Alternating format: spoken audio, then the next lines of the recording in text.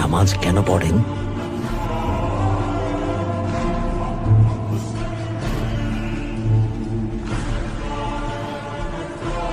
নামাজের মাধ্যমে শুকরিয়া আদায় করি। এর মাধ্যমে আল্লাহ তাআলাকে স্মরণ করি,